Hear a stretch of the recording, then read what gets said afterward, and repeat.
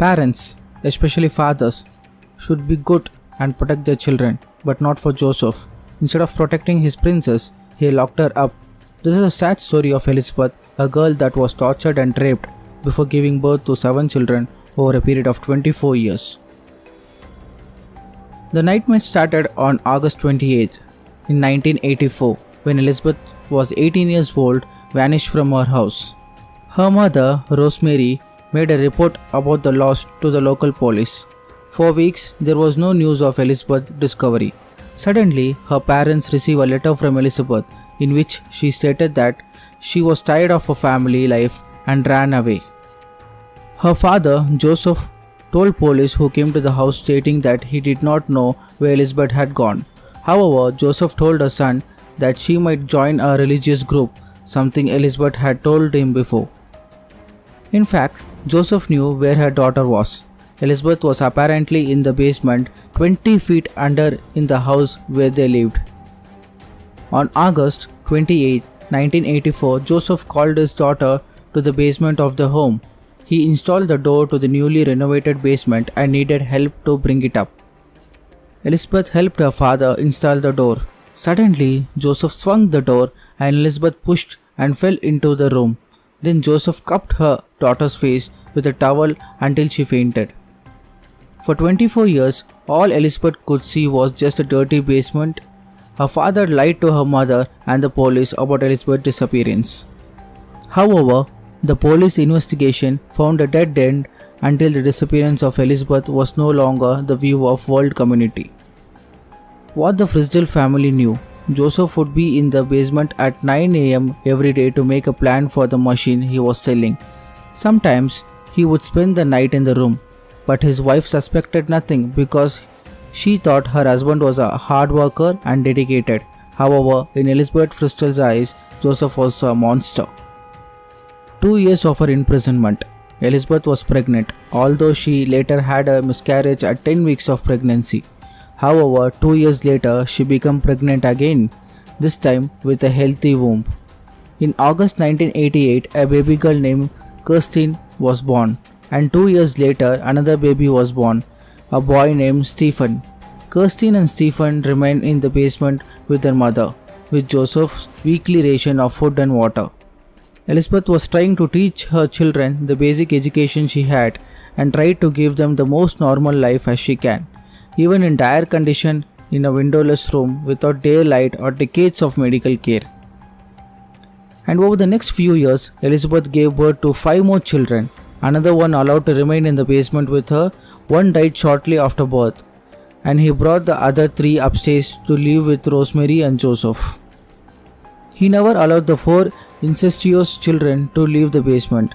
One of them, a baby boy, had severe breathing problems after birth, and Joseph would rather let the child die than called a doctor because he was afraid of being caught. He burned the poor baby's body in a wood-burning stove.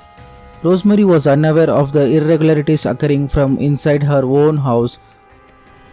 However, Joseph didn't just bring the baby up to live with him to hide what he was doing from Rosemary. He pretended to find the child by placing the baby in a bush near the house or at the door. A note written by Elizabeth neatly wrapped accompanied the baby, stating that she only returned to dump her newborn at the doorstep. By saying that, she could not care for the baby and leaving them with her parents to care for safely. Even Austrian social service believed the story, but on the bright side, Elizabeth's 3 children who live with her grandmother led normal life. Social services never questioned the figure of the children and let the Joseph family look after them like their own children. However, social workers believe that Rosemary and Joseph are the grandparents of the child, not knowing how long Joseph intended to lock up his daughter in the basement. According to the Joseph's confession, Elizabeth would never get through the door because she would get electrocuted and die if they tried to escape. Until one day, in 2008, one child in the basement fell ill. Elizabeth begged her father to allow her 19-year-old daughter, Kirsten, to get medical care. Kirsten fell ill and became critical. Joseph agreed to take her to the hospital. He pulled Kirsten from the basement and called an ambulance, claiming that he had a note from Kirsten's mother explaining his condition. During the week, the police questioned Kirsten and asked for information about her family, but she revealed nothing. The police eventually became suspicious of Joseph and reopened an investigation into the disappearance of Elizabeth.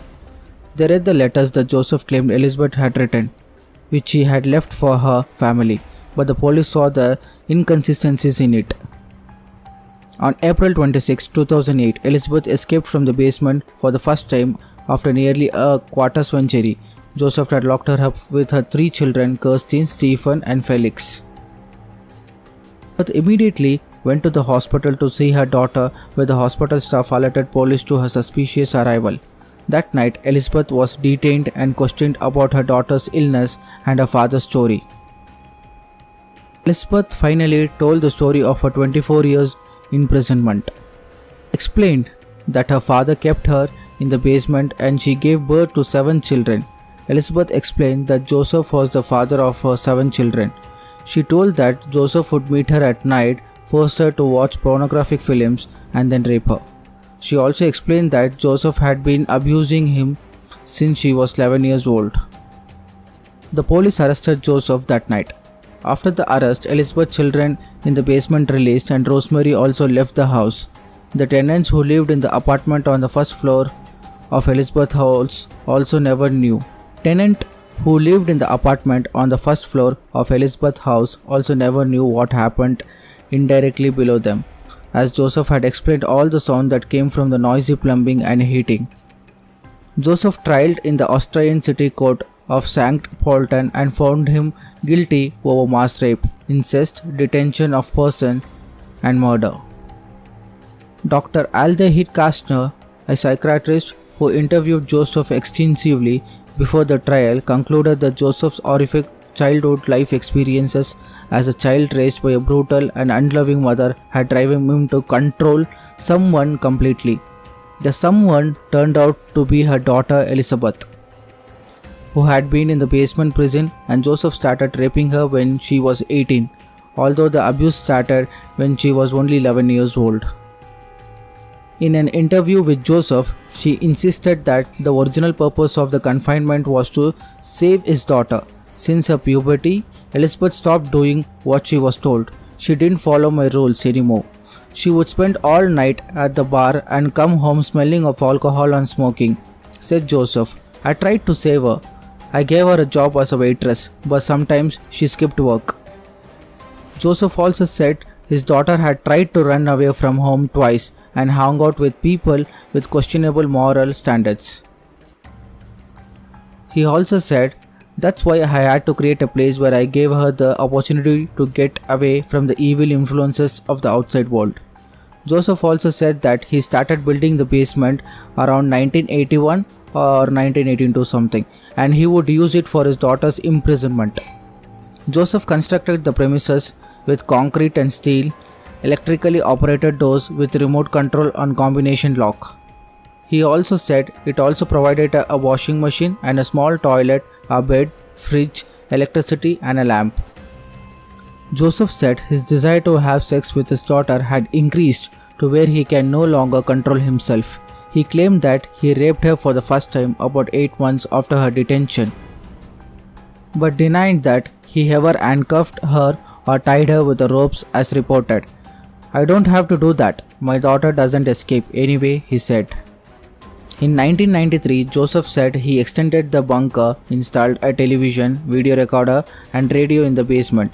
"I even gave Elizabeth a washing machine in 2002, so she doesn't have to wash all the clothes by hand. We celebrated birthdays and Christmas Day too. I even smuggled a Christmas tree down to the basement with cakes and gifts." Joseph also admits that decades underground without sunshine or medical and dental care had caused a profound effect on her daughter's health. Elizabeth remains strong. She never complains, even as the teeth slowly rot and come out of her mouth one by one. She suffers day and night with unbearable pain and can't sleep, he said. Handling with the sickness to his cellar families, such as flu, cough, and a strange illness suffered by Kirsten and his 5-year-old brother Felix, Joseph gave them aspirin, but both children seem to have inherited an allergy to drugs from their grandmother. Felix trembled violently and Kirsten streamed out of control. Joseph said his daughter finally arranged a plan with him and wrote a letter designed to accompany Kirsten, who was in a coma and desperately needed medical treatment, at least according to Joseph's confession. However, Joseph stated that it was his intention so far to free his cellar prisoners and bring them back home. As he said, "I am getting old and I know I can no longer care for my second family in the basement." The plan was Elizabeth and the kids will explain that they were being kept in a secret place by a sect. "They betrayed me sooner than I expected because of the trouble with Kirsten," he said. Joseph said in his interview that he understood the anger felt by the outsiders about his crimes and told that inmates in a prison in the Austrian city of St. Polten once banged the walls of his cell and shouted, "Satan, we will kill you. I only want one thing now, and that is paying for what I did." The court sentenced Joseph to life in prison. Meanwhile, Elizabeth found a normal life in late 2008 after she and her children recovered enough and given a new house. They also gave Elizabeth a new identity as an effort to protect her actual identity. They hid her from the media and let her live her new life normally. Not only does she live with a new identity but also lives in an anonymous village in Australia. Nobody else calls her Mrs. Joseph. She was reportedly living in a 2-story house under CCTV surveillance and police patrols on every corner. The family did not allow interviews anyway and refused to be interviewed. The relationship between the three upstairs children, Christine, Stephen and Felix, and their downstairs brothers and sisters, Lisa, Monica and Alexander, also gradually improved. The three children in the basement slowly knew the brothers and sisters they had never met. At first, they found it difficult to call Elizabeth mum, but what was more problematic was Elizabeth's relationship with her mother. She couldn't believe that her mother didn't know the truth, thinking her father Joseph might ally with her mother. The children who lived in the basement extremely traumatized and at first find it difficult to establish relationship with the siblings who had lived a normal life. The end of this happy ordeal may not have imagined by Elizabeth when she escaped from her room. Skin was pale from being trapped without sunlight, and she only ate cheap supermarket food even during the confinement. Elizabeth lost all her teeth after 2 decades without dental work. However, recovery is gradually bringing results. Perhaps most remarkable is that Elizabeth had turned to a good relationship with her mother.